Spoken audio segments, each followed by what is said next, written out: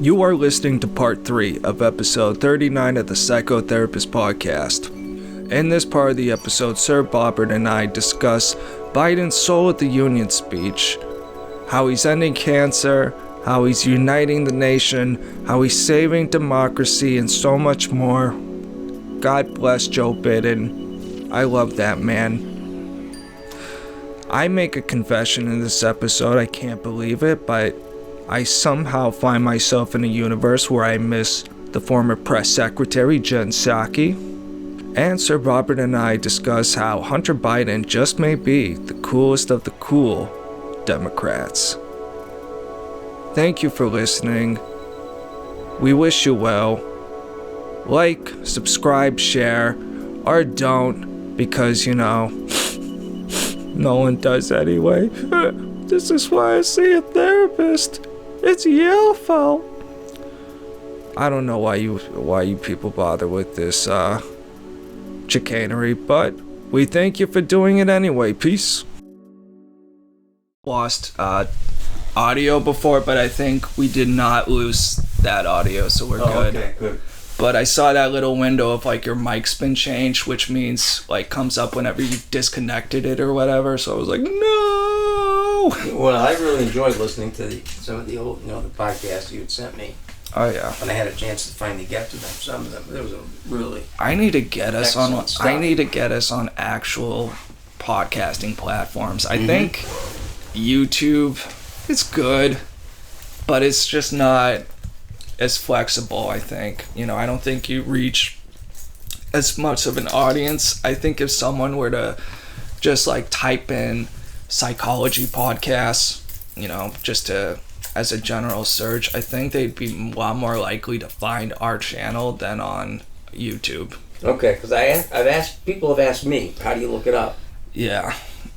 So I think that would be a side project, is distribution and stuff, because like I said, I want it needs to be on more than just YouTube. Oh yeah. I'd love for it to be just on Apple Podcast and someone can listen in their car or whatever. So I'll work on that after I get through all this law school shit. Yeah, you got your priorities right now, but if you were to listen to it on YouTube, you can't listen to it in your car. Like if you had Sirius Radio, you could. I mean, you can listen, at least for my phone, I can play YouTube while I'm in the car, but I have to keep the screen on the whole time, so it goes to the battery very quickly. So it's technically possible, but for an hour long, it's just not, I guess, optimized for it, I should say. Yeah, some YouTube things that I've watched really eat up battery time very quickly. Yeah, and I really doubt our videos have a problem with it. I don't know, because I don't watch them after they're uploaded, but I think we're ad-free. I hope. I don't know, but I think, because I don't think that's a good question, if we need actual advertising contracts or something before advertisements play on our video, but I think YouTube might just do that for everyone now, regardless of channel size or any sponsors or anything. I don't know, I'll have to figure it out. Well, it's interesting. I trying to get more into some of the streaming TV shows, because they're having a couple of movies I've tried to watch or want to watch, and the way some of the streaming stuff just blows my mind. I mean, they'll say we will only have a 30-second commercial during this next episode, right? Or at the bottom the crawl says there will be no commercial interruptions during this episode. Yeah, and there's a version of you can pay for an ad-free version of YouTube. I've had people, maybe it's worth it, I don't know, but I've had people when they watch on my computer or whatever, how many ads come up, it's really annoying. Google's kind of ruined YouTube like that. Yeah, oh yeah. But whatever. So anyway, what other than covering these topics that I had on my list, I wanted to do something more objective, just to get a sense as to where you were at psychologically and socially, and we did that, and we talked a little bit about you getting past the LSAT. What else do you have on your agenda moving forward? You mean moving forward for this session or in Yeah, general moving life? forward for this session. The only other thing I really had in my mind that I wanted to get into with you was just the Joe Biden Soul of the Union speech, because I watched the whole thing, basically. I was watching people who were watching reacting, so it wasn't like a pure whatever experience. They were actually playing Biden bingo, where they're like, you know, they had just different, if he mentions corn pop, that's a tick. If he stutters or has a gap, that's a Who were you watching it with? I wasn't watching it with anyone. I was watching the Timcast IRL show, where they had a group watching it. So I did follow the actual speech and whatever, and I was listening to parts of it on the way here, but Jesus fucking Christ, man. It's just, are we in a movie? You know what I mean? There's something about that setting and that ominous dark Darth Vader red glow to the stage, and just all the rhetoric of all the violence and threats to democracy and all this creepy shit. I really felt like if this was a movie, during that speech, a bunch of people would be getting whacked like End of Godfather 1 style. Right. You know what I mean? Like, it cuts between the speech and then some like Proud Boy getting fucking arrested or what the fuck ever, right. You know, just... it just really unsettled me, to be honest. And, you know me, I'm not exactly a diehard Republican, right? You know, exactly. But it's just very creepy, unsettling. How can you say MAGA Republicans are a minority, but how many millions of people voted for Trump? Was it like 70, 75, some ridiculous number? Like, the basic premise of that just seems so bizarre and tortured. That just made no sense. Like, oh, I'm just talking about those MAGA Republicans, just half the country. It's like, what? I saw, when I first looked at it, I mean, when it first came on, that stark image of him standing there looked like the Praetorian Guard. Yeah. You know, and I was like, what the hell's going on here? You know, what am I watching? And I just couldn't get my hands around it, you know, or wrap my head around it. It was so bizarre. But it was that stark kind of, you know, it looked like anything but a presidential speech. It literally looked like a dictator speech. Yes. It looked like a cut and paste bad guy like I've heard V from Vendetta comparisons. Yes. Which is pretty apt. And I never saw the movie V for Vendetta. Oh, it's a good one. Yeah, but you know, it's a question I've heard of people, you know, from being asked of later generations. Have you ever heard a fucking president give a speech like this? Have I? Yeah. No, not even close. It's just, I can't even... I'm trying to think of, like, the worst thing Trump ever said, you know, during such a speech, and it's just like... And he said some pretty outrageous things. I'm sure he did, but I just can't remember any, you know? Like, I don't know, but this really dark just suggestion of, like, this is an America for Democrats, moderates, and the Republicans, the, like, 1% of Republicans we like, and the rest of you are a bunch of murderous orcs, psycho scum, pillaging the lands and gleefully reveling in your lawlessness and denying elections. Because, like, you know, Democrats have never questioned an election ever. Right, you know? Exactly. Denying elections, I mean, that whole thing just... It just made me laugh. Yeah. Some of the stuff that... You know? Yeah, some of the stuff was just so gaslighty and, like, completely without, it was just not consistent. Like, he was talking about how this is like the darkest hour of democracy, but he's never been more optimistic. Like, well, it's just all over the place. The tape that kept running in my head was, you know, this was like a Hollywood production. This was put together by someone, you know, from the movies, you know, basically, you know, his connections with Hollywood, you know. Yeah. The speech was written by someone who the hell knows. And this is just some stick figure up there spewing forth this dialogue that he's reading. And now has this wacko that's his press secretary, she reads from the card just like he does. I mean, it's just, the whole thing is bizarre. It's bizarro time. I could not believe the new press secretary would actually make me miss Jen Psaki. At least Jen Psaki would give a answer to things, even if it was like a bad, like, this lady just doesn't seem to know. She stalls and stutters and maybe produces like one word every 10 seconds because she's just like stalling and looking at notes and like bullshitting. And it's just so... That moment when she said, "I can barely keep up with the president," I think she just completely torpedoed any legitimacy she might have had permanently, you know? Can't keep up with this crazy thing. You might need to, if you can't keep up with Joe Biden, you might need to see a doctor. Yeah, exactly. You might need to get some help with that, because that's not a good sign. It's really not. But who knows? So, do you think Lindsey Graham's right that there'll be riots in the streets if Trump's indicted? Well, I think there will be.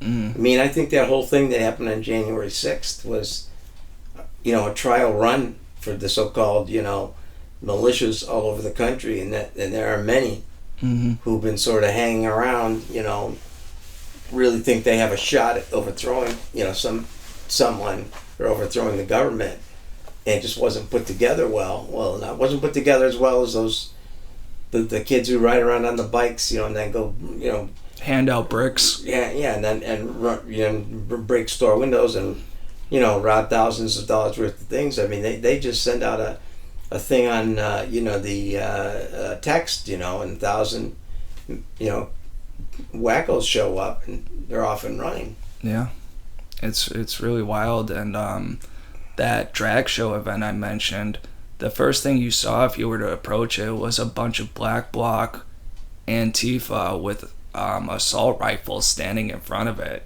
just hanging out. Is that right?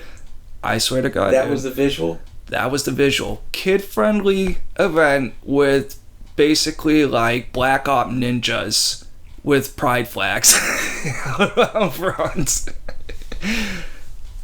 Wow. Yeah, they showed up as quote-unquote security, but it's like, I don't know, how many times do they do stuff like that, Who fucking knows? But whatever, it's not an organization, it's just an idea, Nazism, not an organization, just an idea, right. Are you familiar with John Waters, the director who did some very bizarre films, Pink Flamingos and things like that, and very gay-oriented, drag stuff? Yeah, I've never seen his work, but I know who you're talking about. He's got like the little mustache. Yeah, the mustache goes like this. Yeah. Looks like the craziest guy in the world. I saw him do an interview just prior to a couple days before Biden did his, and the guy was amazing. He was crystal clear in his thinking. He articulated very well. He was like a very interesting person. Mm-hmm. And at the very end, it was interesting because he says, and by the way, I'm not gay. Which people, I'd known that a lot of it was a put on, for the stuff that he did. Mm-hmm. But I just couldn't believe it. The guy that you look at as, being outside of society did such a coherent interview compared to our president. It's like, this is an upside down world. Yeah, it's pretty upside down. And I want to do a study on how powerful countries end up with these kind of people, because it really is like very bizarre to me that in a country this powerful and wealthy and this much talent, we end up with Joe Biden. Like I've been re-listening to Mike Duncan's History of Rome podcast, and I'm at that imperial period where biggest empire ever, yet you somehow end up with Nero and Caligula and people who don't even want to do the job, basically. Right, exactly. Yeah. But it's funny because, like, in Rome's case, a succession question could be just as simple as, like, the Praetorian Guard wants a raise. Mm-hmm. This guy will give it to us, this guy won't. Right. So that's how we decide things around here. Yep. So who knows? What did your family think of the Biden speech? being the staunch Democrats that they are. Well, I only asked my dad, and he said he didn't watch it. He just saw the clips on CNN, and that it was just like nothing he hasn't said before. So I don't know what clips he saw or whatever, but I don't think he really cares that much. But mark my words, he's gonna end cancer, Bob. Like, that was just the most out of left field. What was that? Oh, Biden said it during the Soul of the Nation. Oh, I missed that part. Yeah, it was very brief, and I think towards the end, but he said, mark my words, we will end cancer as we know it. And I remember when he like first got elected, like I think it may have been his inauguration speech or something, he said basically the same exact thing. It's like, it just feels like a fifth grader was like, shit, we're doing bad in the polls. How do we raise the polls? End cancer! Woo! Like, well, he was the person who led the charge for the moonshot when they had I don't know if you're familiar with was it Chinese or Japanese guy who had the cure for cancer, and we gave him millions of dollars, and this was supposed to be a done deal.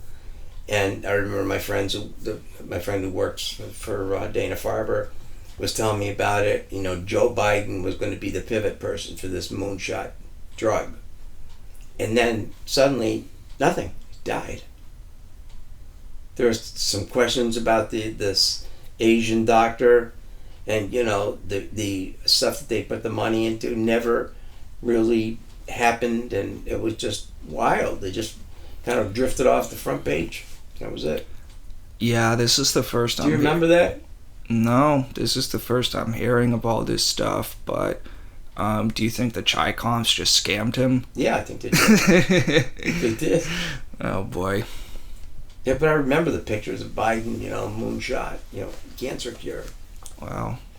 I'll have to follow up on that, but that's pretty bizarre. That he would it is. find a cancer and then it would just disappear, but whatever.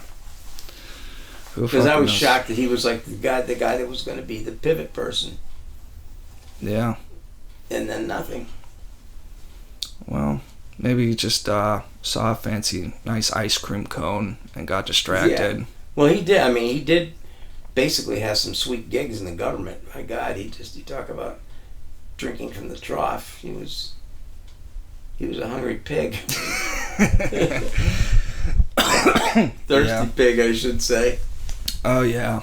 There's a movie I want to check out later called My Son Hunter, which I think is supposed to be like all about those corrupt deals and all the money they've been making and just like all that bullshit. But I'll check. I saw a trailer for it. It looked at least interesting. Is it on one of the streaming channels?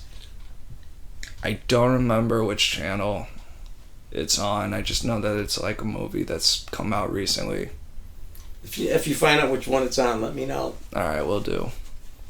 Because I think it's just great that I think, a movie about Hunter Biden in general should be entertaining. Oh, yeah. I can't remember who it was, but he said Hunter Biden's the only cool Democrat.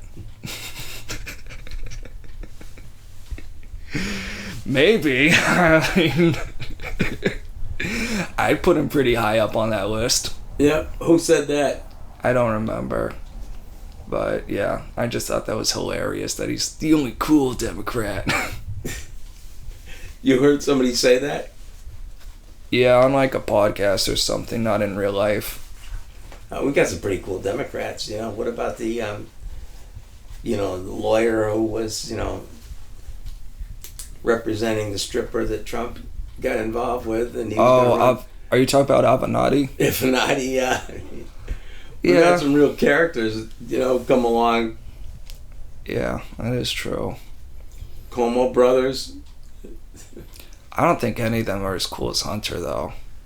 Nah. At least they don't have pictures taken with a cigarette hanging and a wife-beater t-shirt and a Chinese hooker on his lap, Yeah, no, I just don't think they get as down. I just don't think they're as free as Hunter, I was looking at the picture of him and I don't know, I suppose it was his wife when they showed somebody with him at one of these events, but there was no interaction whatsoever.